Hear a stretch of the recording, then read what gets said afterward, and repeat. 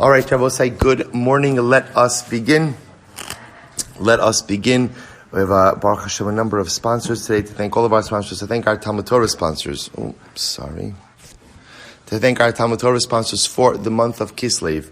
To thank Josh and Becker Friedman for dedicating all the Shurim Le'ilui Nishmas, Josh's father, Yisrael Yehuda, Barav Chaim Raphael, Zichron Lebracha. To thank Sammy Malka Esterson for dedicating all the Shiurim and Drushos this month in memory of their parents, Yitzchak Leib ben Aaron HaKohen, Sarah Rachel Bas Baruch Avram, Hinda Bas Henech Ephraim, and in the schus of the continued health and the mazel of Mr. Morton Esterson, Adnei Ve'esim Shanim Tovos.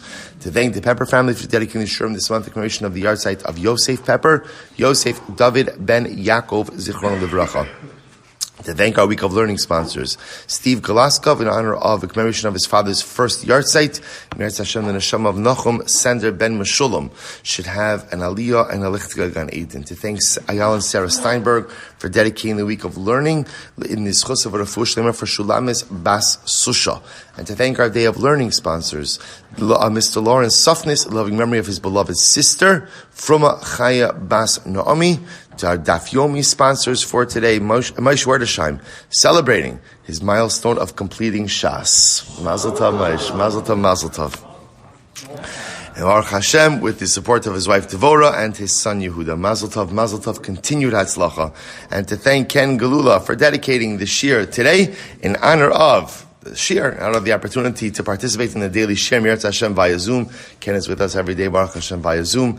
And with that, let us begin. Thank you to all of our sponsors for all of their incredible generosity. And with that, let us begin. So we have a lot to do today. So we picked up, actually we left off. Today's daf is Memches 48, and we left off, let's pick up 4 lines into the Mishnah. 1, 2, 3, 4, 5. So remember again, 5 lines down from the top. So remember again, we were talking in the case of the Mishnah, interestingly enough, about 2 people who go ahead and aser hana'ah one onto the other. Right? That was harini alayich va'at alay. You are aser to me, I am aser to you. So the Mishnah explained that halacha l'maisa, they are not permitted to get benefit from what the Mishnah called asurim b'davar shel osa ha'ir. So anything that belongs to the city. See, the assumption is when you live as part of a city, this is assuming, let's say, Reuven and Shimon, assuming that Reuven and Shimon live in the same city. So what's the issue? Anything that belongs to the city belongs to both of them. So therefore, again, if Reuven or Shimon were to benefit from it, they would be effectively benefiting from one another. So again, the Gemara says as follows. The Mishnah says as follows. So therefore, again, I will say, what do they do? V'akosev chelko l'nasi. I will say, this line itself is not exactly clear as to what it is that it means. We'll see in the Gemara. Kosev chelko l'nasi sounds like they can go ahead and write their portion or assign their portion in the city to the nasi. Okay, we'll see what that means. Rabbi Yehuda Omer, echad kosev l'nasi. So I will say, what it sounds like is that if they make this reciprocal Isser Hana, they assign their portion to the Nasi. Nasi just means the head of the city. Rabbi Yehuda says, Echad kosev l'nasi ve'echad kosev l'hedyot. So Rabbi Yehuda says, no, they could assign their portion to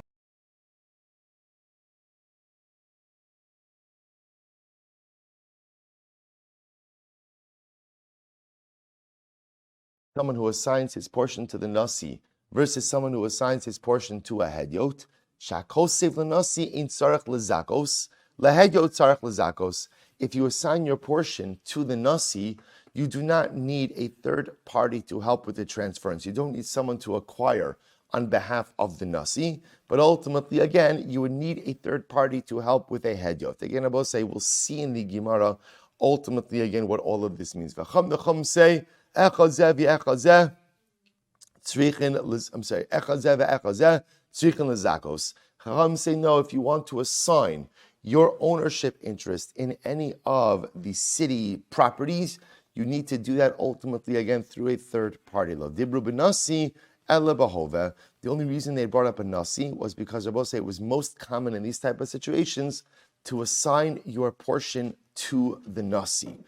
Rabbi Yehuda says, Ein anshe gadol tzricha lichtov. The people of Galil do not need to assign their portion to the Nasi. Why? Shekvar kosvu avosein al yedehen, because their forefathers already went ahead and assigned their individual portions in the city over to the Nasi. All right, so we have to make sense of what the Mishnah exactly is talking about. So here we go. Says the Gemara, Amai Mitzar. So we'll say, so here's what's interesting.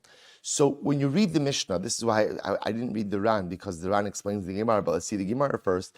So we'll say, when you see this Lashon over here, Hakosev Chalko L'Nasi, what that sounds like is, it's like another case.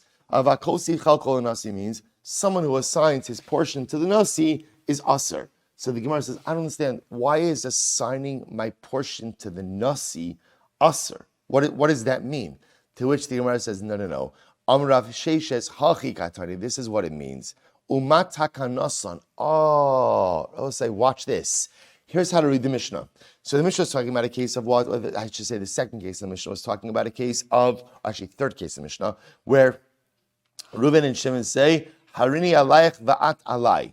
Right? Reuven can't get Hana from Shimon. Shimon can't get Hana from Reuven. So we'll say, what did the Mishnah tell me? In a situation like that, halacha l'maisa. So what's their status? What's their status vis-a-vis city property? Assuming that Reuven and Shimon live in the same city, what's their status? Can't get benefit from it. Right? Why? Because both Reuven and Shimon own an interest in city property. So therefore, again, Reuven can't get Hana from city property. And again, we defined it, both say, what are examples of city property? The city square, the bathhouse, the shul, the Aron Kodesh, and the Svarim. So remember again, so Reuven can't get benefit from any of those items because then he's getting benefit from Shimon. Shimon can't get benefit from any of those items because he'll be benefiting from Reuven. So now the Mishnah says, both say, so what should they do? You know what they could do? They could assign their respective ownership interests essentially back to the mayor, right? That was called the Nasi, right? They could assign their ownership interest back to the Nasi. By doing that, they have essentially each of them relinquished their individual ownership within these city areas, and therefore they could both benefit. So Reuven takes his ownership interest, assigns it to the Nasi. Shimon takes his ownership interest, assign it to the Nasi. Now each of them have the ability to benefit from all of the fixtures or all of the aspects of the city. Incredible. So yichtavu chelkon l'nasi. So we'll say, so that's it. That's the whole chap of the Mishnah. So then there's machlokes. Is it just the nasi? Is it someone else? Does it require a third party? But that's the chap. Essentially, assign your ownership interest back to the city. That's what you're doing. You assign it to the nasi, assign it back to the city. That way everyone has the ability to go ahead and benefit. They both say the parentheses are just a restating of the Mishnah. Nothing is, and we could just skip. So we'll say, so skip to the two dots now. You can skip the entire parentheses. Rabbi Huda says, Ein anshe galil tzrichen lezakos shekvar kasu avosin al yedehen. So we'll say it's actually quite interesting. So remember again. So the Mishnah now tells me if Reuven and Shimon go ahead and get into they engage in mutual isser. Right, mutual Nedarim, so they can benefit from the other. So again, they can't benefit from certain jointly owned city things. Remedy for that, assign your ownership interest to the Nasi. Then the Mishnah says the people of Galil do not have to assign their ownership interest. Why not? Why not? Because their forefathers already did it for them. Okay, so what does that mean? So we'll say, this is fascinating. Yehuda Omer, Ein Anshel Galil, Tzrichen Lezakos. The people of Galil do not need to assign their ownership interest to the Nasi. Why not? Shekvar kosvu avosein al yedein. Because their forefathers already did this for them. We'll say, watch this. Tanya, Rabbi Yehuda Omer, Anshe Galil kantarin hayu. And we'll say the people of Galil were quarrelsome people. And what would happen as a result? Vahayu nodrin hana'a zemizeh. So this is great. So the people of Galil were exceptionally quarrelsome people. And what were they doing? They were always making Nedarim to aser hana'a on each other. So I will say, so because this was a commonplace thing, what happened? Now remember, when you live in a city and city property is jointly owned, you get into a fight with someone, the reaction is a neder. It creates problems each and every day. So what happened? So the Gemara says, V'hayu nodrin hana'a zemizeh, and they would get into a fight. So they would go ahead and aser hana'a one to the other. Amdu avoseyem. The kasvu chalkehem l'nasi. So we'll say, so what happens? So their forefathers got up and ultimately again wrote their portion to the nasi. So essentially in the Galil, they legislated this. What they essentially did was they said townspeople don't really own city property. The city owns city property. That way, when you get into a fight with your fellow Galilean, right? Ultimately, again, you asr hana one from the other. It doesn't impede either of you from going ahead and using city property. Pretty incredible. Good. So we'll say, fine. So that's good. I'm doing good. Good. End of the sugya. Mishnah. So we've actually seen this before. We've seen this case before. We've actually seen this entire Mishnah referenced before, actually a number of times. I will say this is the famous case of Beis Choron that we've mentioned so many times. Here is the Mishnah. So here we go. So we'll say, so now watch this case. So what happens? I go ahead and just so you understand the way the lashon is. If a person is prohibited to get benefit from his friend. So the case over here is Ruvain makes a neder, prohibiting Shimon from getting benefit from him. Okay, so now Shimon can't get benefit, can't get hana from Ruvain. Ve'ein lo ma yochal. But now what's the problem? Shimon has nothing to eat. So what do we do in such a scenario like this? Nosno la'achar l'shum matana, v'hala muterba. So we've seen this already before. What can you do? So the easiest thing to do in a situation like this is Ruvain could give the food to a third party. So Ruvain gives the food to Levi, right? Who's an unrelated party. Now the food belongs to Levi, and what? And now Shimon has the ability, and Levi could give it to Shimon, right? Why could Levi give it to Shimon? Because the food has nothing to do with Ruvain anymore. And we'll say, remember again, we already saw this concept before. In fact, remember, we'll say a couple of Mishnayos ago, this was the part that everyone agreed on, right? Where did it get a little bit contentious? Where did it get a little bit dicey, right? When we got up to a situation of Hefker, what happens if there's not a third party there, right? Machlok is again Rabbanan and Rabbi Yossi about how the mechanics of Hefker actually work. But again, this is the straightforward case. Ruvain made a neder. Shimon, you can't get any benefit from me. Shimon has no food. Ruvain wants to give him food. Ruvain can't give it directly, that would be hana. Ruvain could give it to Levi, third party, and third party could give it to Shimon, Shalom Yisrael. Here we go. Maisa, be'echad, bebeis charon. I will say, by the way, we've been quoting this case literally since the beginning of the Masechta. So we'll say, so here it is. So there was a story of a guy in Beis Charon, and what happened? Shahaya Aviv, now we'll say it's changed over here. It's changed over here to Mudar. Shaya Aviv Mudar, not Nodar. Shaya Aviv Mudar Heimeno Hana. Meaning, so we'll say, so what happened? There was a son and a father.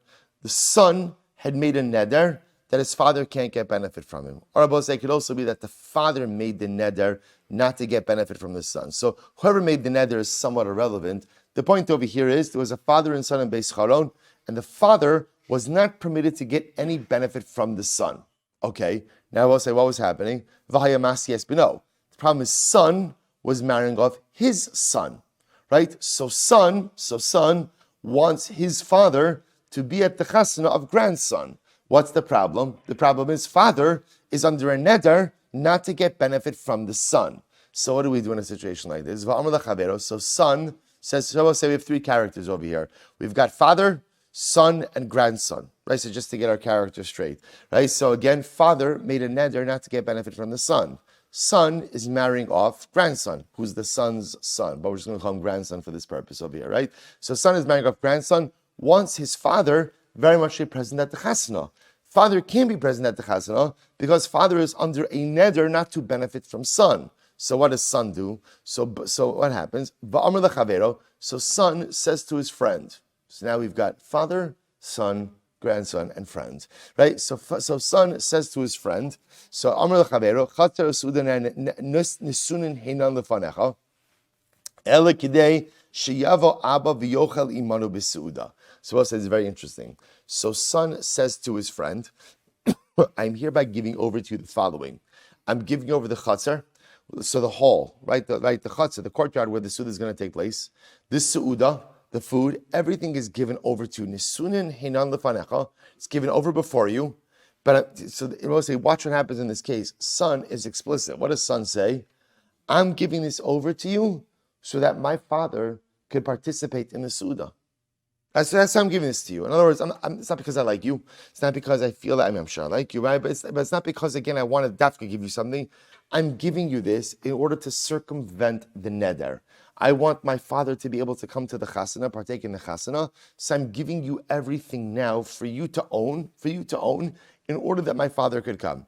Okay, friend says, sure, no problem. Then what happened? Friend turns around, Amar, im shalihem, harehem mukdashim l'shamayim. Be careful how you choose your friends, right? So what does the friend do? So I'll say, you'll see what his logic was. They're going to say, fine, you know what? If it's mine, by the way, I just want to let you know, if it's mine, I'm making it hegdish. Amrle, so son says back to friend, Nasati lecha et shali shekdishon shamayim. Do you think I gave you the properties that you should be makdish? I didn't give you the property to be makdish. I told you I gave you the property. I gave you the property because I want my father to come to the chasana. That's what I want. And that's the only reason I'm giving you the property. Amrlo is supposed to say, so what does friend say? Amrlo, nasatili es shelcha, ella, sorry, Amrlo, nasatili es shelcha, ella shete ata va'avicha, ochlin v'shosin, umisrasin zelazeh. So the friend says, you know what? I know what you did. You only gave me the property so that you and your father should be able to eat and drink together, right? Be hampered with one another. The avon taloi barosho. And literally the sin should hang on my head. The sin should hang on my head. And I will say, just to be clear, friend wasn't really committing a sin. In other words, what he was saying was, you're using me to circumvent the prohibition. So the friend did not appreciate being used in this fashion. He said, I know exactly what you're doing, right? You're just using me. You're not really giving me a gift. You're not really giving me ownership. You're giving this to me so that technically speaking, it's not yours, that you and your father could come and have a good time. But in reality, you're just using me to circumvent the neder. So the friend was upset. That's why the friend said, ultimately, again, if it's really mine, I'm going to go ahead and be makadesh it. So the Gemara says, Amru Chachamim. So the boss says, so this is interesting case here, because remember again, what I want to point out is interesting over here is, here son is explicit about the reason he's giving the gift, right? In other words, he doesn't hide it. And this is very important, because he doesn't hide, right? He doesn't try to pretend, no, it's a real gift. He doesn't pretend why he's giving it. He's clear and explicit why he's giving it in order to go ahead and circumvent the neder. The friend does not appreciate being a pawn in this entire process of circumventing. So listen to this. Second wide line of Mem Chesam Adal. So the Chazal said, Komatana she'ina shemigdisha te mikudeshes einu matana. The Chazal said, it's incredible. So this yields a very important metric. How do you know if a matana is a real matana? The Chazal say, if the recipient of the matana has the ability to make the matana hektish, that's a real matana. If you don't have the ability to make the matana hektish, then it's a shem matana. So we'll say, what does that really mean? In other words, the ability to make something hektish requires what? Complete ownership. So what it's saying is, if you have enough ownership to make the item hektish, then that is a valid bona fide matana. If it's a matana and you don't have the rights to make it hektish, then at the end of the day, that's not a matana. That's really just a legal fiction that somebody's employing in order to be able to get around something. Incredible. So we'll say, let's analyze this a bit more. So my solicitor, so we'll say, here's the problem, right? The problem we'll say is, the Mishnah espouses a concept, right? What's the concept? If someone is not permitted to get a neder, to get hana from you, right? Reuven made a neder that Shimon can't get hana from him. Now what happens? In the Mishnah's case, Shimon has nothing to eat. So what could Reuven do? Give the food to a third party. So the Mishnah sounds like what it's saying is, whenever Shimon is not permitted to go in and get benefit from Reuven could circumvent the neder by giving the food to a third party. The Mishnah then seemingly tells a story of what? Someone who did just that. But yet, what does the Mishnah say? Based on the story doesn't work. So the story seems to contradict the principle. Right? The principle is, when there's a neder, there's a way to circumvent the neder, the Isser Hana, by giving the item to a third party. And then the story seems to indicate that process doesn't work. So what's going on over here? So this is incredible. So the Gemara says, Maisa Lister, Kisur Mechsra. Rabbi said, by the way, there's nothing like starting a Monday with a Chisrei Mechsera, right? It's like the jackpot, Talmudic jackpot. It's so exciting. What's going to come next? Chisrei Mechsera v'achi katani. Here we go. So we'll say, here's the missing piece. So we'll say it works. Einachinami. If Ruvain made a neder that Shimon can't get benefit from him, right? And now Ruvain wants to convey something to Shimon. How could Ruvain convey something to Shimon? How could he do it? Give it to Levi. Give it to a third party. Now watch this. Here's the caveat. V'mochiach sofo al tchilaso aser. Oh, okay, so we'll say, now watch this. However, now we'll say, if you take a look over here, take a look, in Mochiach, in the Ran, 2, 4, 6, 8 lines up from the bottom.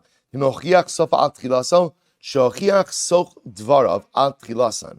So I will say, if at the end of the day, literally, the end illuminates or clarifies the beginning. She'enon elaha rama ukigom matnas beis choron. So you will say, essentially, the Gemara is saying is like this. It's true. You can gift property to a third party, in order to go ahead and get it to Shimon. Reuven could gift it to a third party to get it to Shimon. However, in order for that to work, the gift has to be a real gift. If it's clear that the gift is not a real gift, but it's only to totally, wholly, and fully circumvent the neder, then einachinami, the gift will not work. What's an example, ultimately, again, of a sham gift? What's the example? The story in the Mishnah.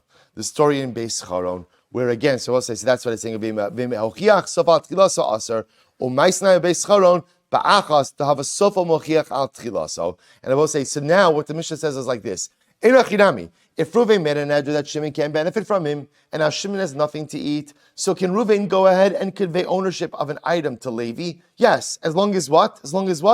It's an absolute gift.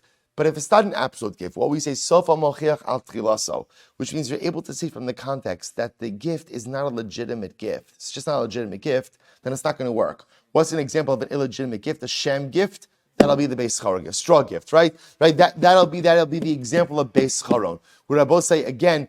Now let's understand why the case in Beis Charon is considered to be a sham gift. So here we go. Amar Rava, lo shana ela da amar le v'hinan lefanecha ela kedei sheyavo abba. Rava says, when is it a sham gift?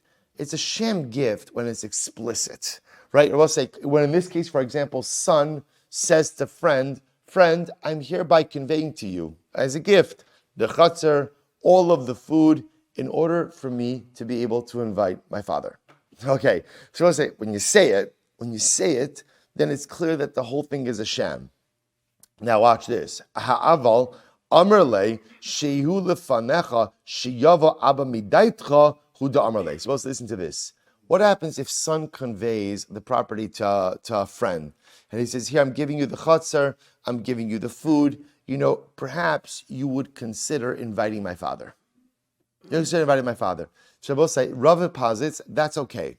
Why is that okay? Rabbi saying, because in that case, son is not explicitly saying that's the reason he's giving the gift, right? Son and son is ultimately leaving it up to the decision of friend. You see, Rabbi say in the first case, if you notice the difference in the wording over here, in the first case, son is conveying ownership of the chutzner and of all of the food. And what is he saying? All of this is for you. Ela kedei sheyavo abba, and I'm only doing this so that my father should be able to come to the chasana.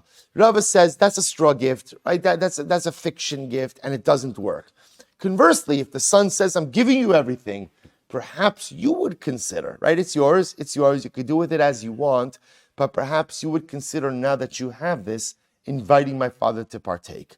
In that case, I will say, if you notice, the gift is not predicated on the attendance of the father. Nor is the attendance of the father in and of itself part of the fabric of the gift. What son is saying now to friend is, if now that you own this, perhaps you would consider inviting my father. Rava says that would be an appropriate gift. Lishnachrina, about an alternate version of this. Lishnachrina arina la. Amarava lo tema taima da amarle v'hinan lefanecha hu da aser. Aval amarle hein lefanecha sheyava abba v'yochal mutar. So we'll say, so in this alternate version, don't think it's just because he made it explicitly linked to the gift that it's aser. But if he would say, "Here, friend, here's the property. Perhaps you would consider inviting my father. It's mutar." Ella Afilu amar le hein lefanecha yava abba v'yochal aser. We'll say in this alternate version, even if son says to friend, here's the gift, perhaps you would consider inviting my father. The gift is an invalid gift. Why? My taima, sudaso muchachas alav. So we'll say why? Because the mention ultimately again of the father indicates that the whole thing is a sham. So we'll say, look what we have over here. We have two versions of Rava. In version 1 of Rava, the problematic gift is one in which you explicitly say you're only giving the gift so that the father could come to the Suda. But if you give the gift and then recognizing that friend is the owner of the gift, so son says, perhaps you would consider inviting my father, that is a proper gift. In second version of Rava, any mention of the father coming to the Su'udah in the context of giving the gift makes it a fictitious gift. In order for the gift to be valid, it has to be a gift without any mention of the father coming to the Su'udah, right? Give the gift. After the gift is given, you want to follow up with friend and ask him to invite your father, that's absolutely fine. But Lamaisa, father cannot be mentioned in the context of the gift, because if he is what we call sudasa muchachas alav, that at the end of the day it's clear that the only reason he's giving the gift is to kind of circumvent the neder, and that's going to be problematic. So I will say this is really quite interesting, because what we begin to see according to, so again, two different versions of Rava. Good. Amud Beis. Let's go back there. Hu Gavra. We'll say interesting cases. So we'll say what we don't. So here's what we know. We don't know the halacha lamais yet, which Emir Hashem we will see. But here's what we know. We know that in the case where Ruvain made a neder, that Shimon can't get benefit from him, there is a way for Ruvain to get food to Shimon. Shimon doesn't have food. How does Ruvain get food to Shimon? To Levi. He gives it to Levi. Now, both sides, what's interesting and now what's coming out is Ruvain saying something to Levi when he gives the gift to Levi or not? Now, the Mishnah doesn't include anything. The problem is now that we brought up the case of Beis Charon, the case of Beis Charon, Rabbi say, ultimately again is a case of gift giving to circumvent a neder. And what seems to be problematic over here is when you give the gift and you are explicit about the reason you're giving the gift, then it becomes a straw gift, a sham gift, and the whole thing is void. The tension over here is, what are you allowed to mention in the context of the gift or not? And this is the two versions of Rava. Can you make any mention of the father, not make a mention of the father? So that's the tension over here. Again, unresolved. We'll come back to it in just a bit. Ho Gavra, let's listen to this case. It's very interesting. Ho Gavra, Tahavile Bra, Tavi Shamit Kipi Dikisna. Suppose say a father had a son.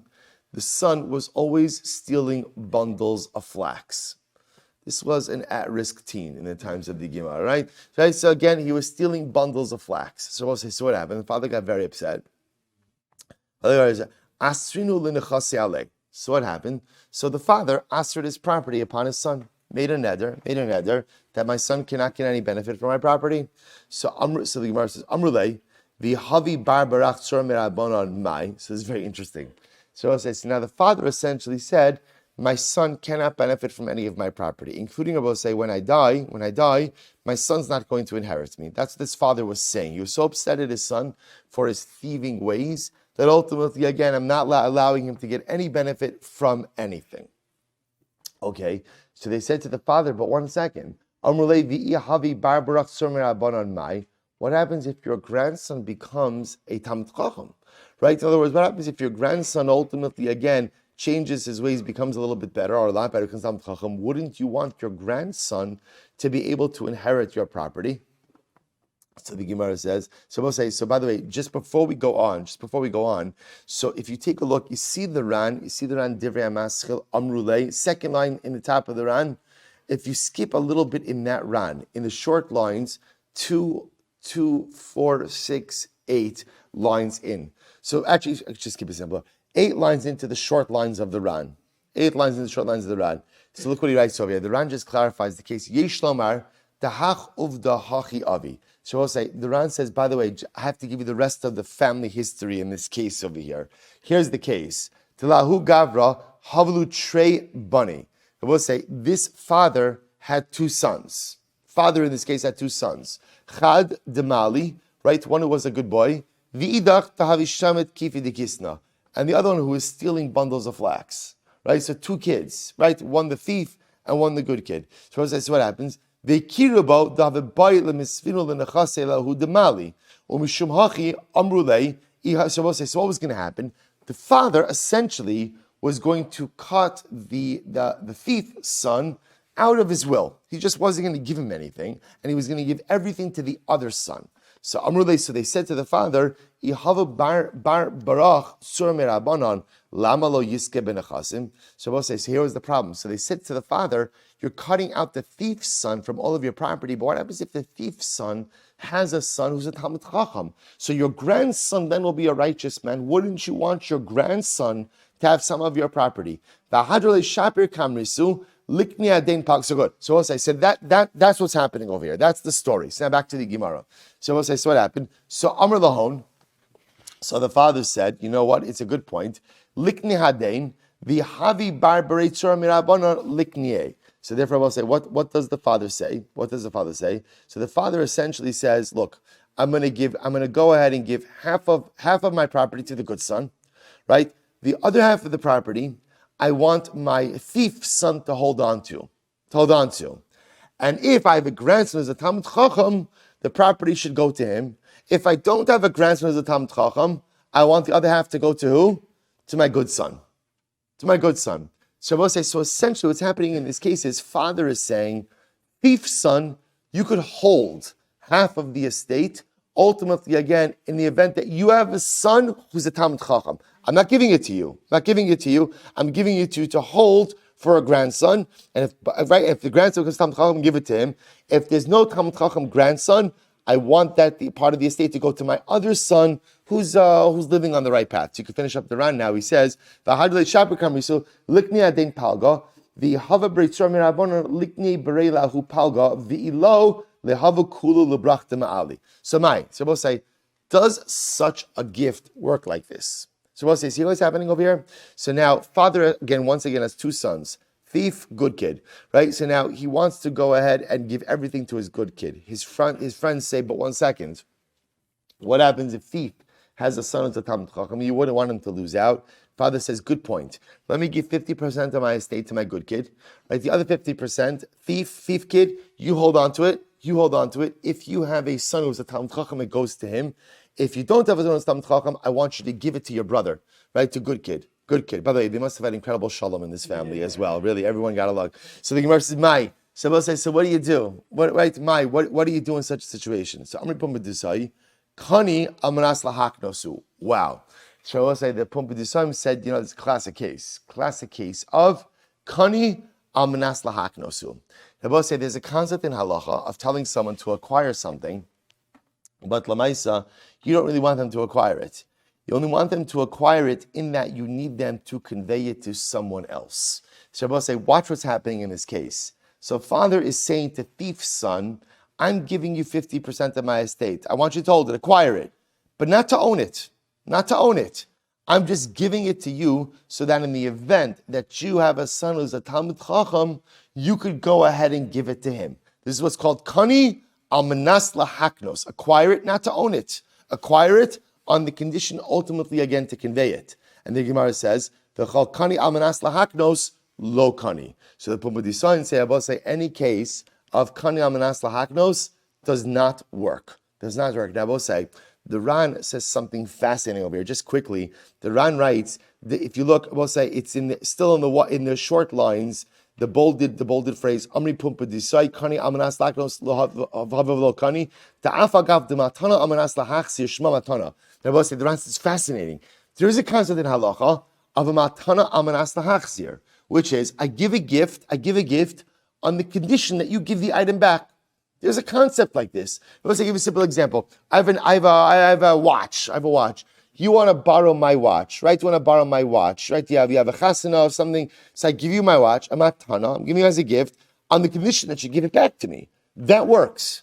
Naran says over here, Hasam shayni de mikol makom hari hu zocheba l'shaito or mishtamish mimenu aval hacha delo ikni lebrei. So we'll say, Duran says, in the case of Matana Amanas Lahachzir, the whole chap is, during that duration of the gift, you own it. You're going to have to give it back, but Lamaisa, during the duration of the gift, you own it. In this case, Rabosai, father is saying to thief, son, you don't own it. You don't own it. I'm not giving you ownership over it. Essentially, what are you? Plus, you know what it's like? Oh, it's like, almost sounds like a trust, right? In other words, that son is creating the trust, right? See, he has almost like a fiduciary responsibility over the property, but absolutely no ownership over it. So therefore, the Pumbedisayim say, there's no such mechanism like that in halacha. So telling someone to acquire something on the condition to go out and convey it to someone else doesn't work. Rav Nachman says, no, Kani, it works. I will say it's fascinating. Why? The sudra Kani amanas lahaknosu. So I will say this is absolutely fascinating. Rav Nachman says, Rabosai, it's no different than the sudra. Sudra is the handkerchief that is used by a Kenyan chalipin. I will say, take a look again at the Ran. This time in the intermediate lines, second line into the intermediate wide lines, the hasudra kani amanas laknosu, the chiyov kone sudre lamakne. Supposed to listen to this. I'll give you a simple case. Right? There's Reuven and Shimon. So what happens? So Reuven wants to acquire Shimon's ox. So it is. Reuven wants to acquire Shimon's ox. Right? Shimon has the ox. So Reuven is the kona. Shimon is the makna. So what does Reuven do? So Reuven takes a handkerchief. So I'll say, so now they want to acquire. So Reuven can take a handkerchief, give the handkerchief to Shimon. Shimon lifts up the handkerchief, and when Shimon lifts up the handkerchief, what happens? Reuven acquires the ox. That is called a kinyan chalipin. Kinyan chalipin is literally, again, a flip or a swap act of acquisition. You acquire something of mine, I acquire something of yours. And you could use a handkerchief for that, a sudar. So I will say, very interesting. So I will say, so what happens? So Nachman says, I will say, so in this case over here, when Shimon takes Reuven's handkerchief and he lifts it up, look at the Ran. When the person acquiring gives his handkerchief to the person who's conveying, he doesn't receive Supposed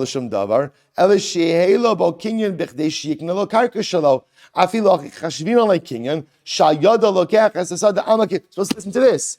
When Reuven gives Shimon the handkerchief, does Shimon get to keep the handkerchief? No. In fact, it's understood that after the transaction is complete, Shimon is giving the handkerchief back to Reuven. So I'll say, what do you see from here? You see from here that to acquiring something, acquiring something, in order to acquire something else, right? Even though you don't get to keep the original item of acquisition, works. It works.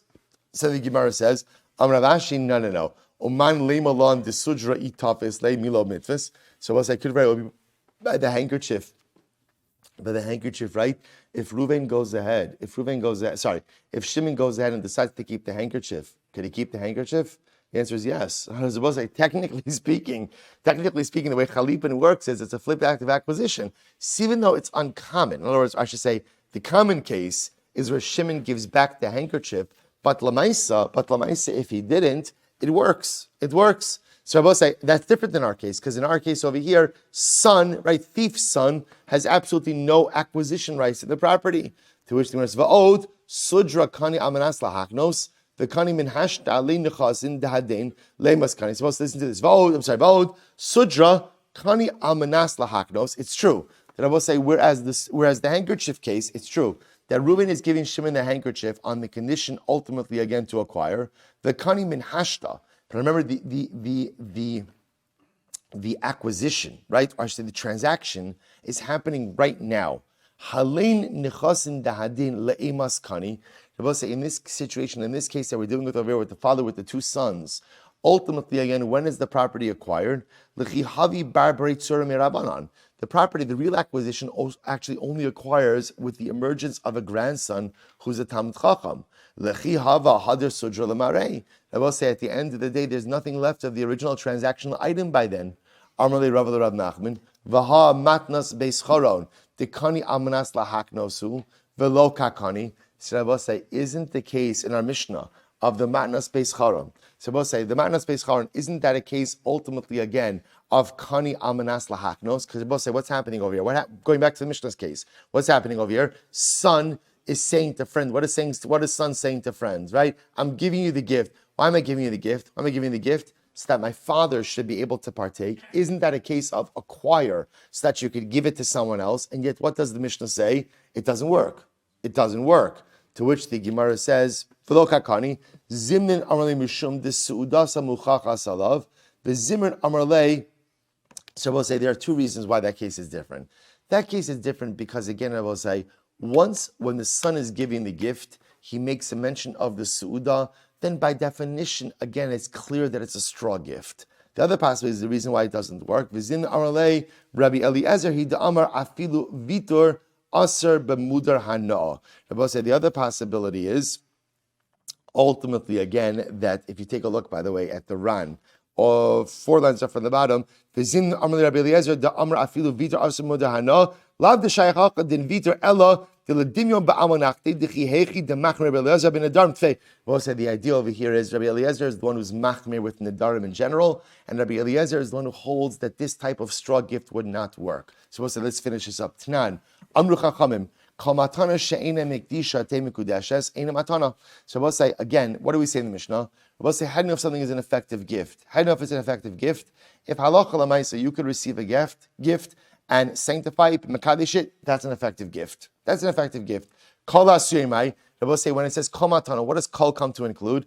My lav la asuye, ha milsa, dishadja bekivi. So Rabbi say, is it not talking about this particular case of kani amanas lahaknos, that when you tell someone to acquire something on the condition to go ahead and give it to someone else? Are we not being taught that such a gift does not work? Rabbi say, why does such a gift not work?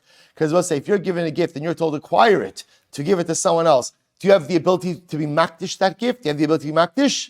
No. Why? Because you weren't given that right. So you see from the Mishnah, that's not an effective gift. To which the Gemara says, maybe not lishna. So the Gemara says, the Shebi Kifilo, lasui lishna basra, dishmaite derava. Then Rabbi say, ultimately, again, it could be coming to include the following case. That ultimately, again, in the second version of Rava, where even if son says to friend, I'm giving you the gift, it's all yours, and please now, once it's yours, invite my father, that case also would not work. So I will say, so this is the end of the sugya. Quickly, how do we paskin?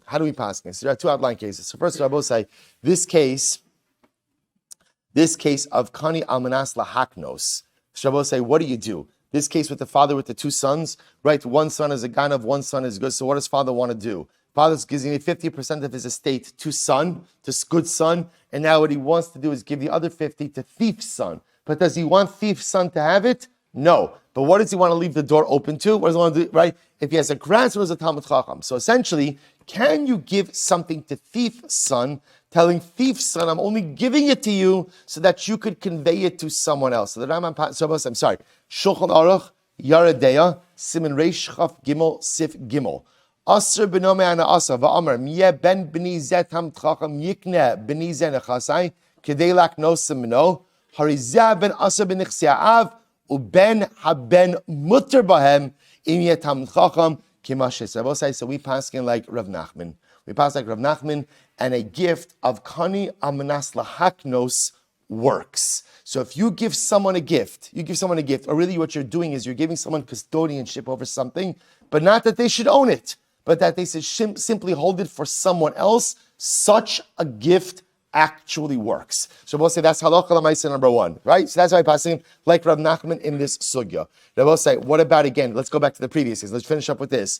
What about our Suda case, right? Our Suda case, right? So how do we pass in the Suda case, right? Son made a neder, or father made a neder, however it is. Father can't get benefit from son. Son is making a chasana, right? He wants his father to come. Son wants to convey property to a third party in order that father could come. Is there a mutter way to do that? So say, listen to this. Rambam, Hilchos Nedarim, Perek Zayin Halacha Tesvav, Nasan le'echad matana. Son gives a gift to his friend. Va'amar lo, haresu dezunasuna lecha matana, v'yava ploni shu aser mani asi v'yochal imanu, hareza aser. So I'll say, if when son gives the gift, he says, friend, I'm giving you the gift, so that my father should come and eat with us, straw gift, doesn't work. V'lo od, elafil nasan lo stam, the chazan va'amar lo ritzon chasheva ploni v'yochal imanu. Furthermore, even if son doesn't say anything, gives the gift, but after he gives the gift, say, you know, it'd be so nice if you invited my father. Also straw gift. Imochiach sofo al tchilasa shlanasan ela amanas sheva ploni v'yochal aser. I will say, Raman Paskins, halacha l'maisa, the only way the gift works is if it's a bona fide gift. If in any way it's clear that the whole thing is a sham, just in order to go ahead and allow the father to come, the Rambam paskins, the gift will be null and void. Rabbi say, Hadrin Allah Hashutfin, Mazel Tov, Shkoyach.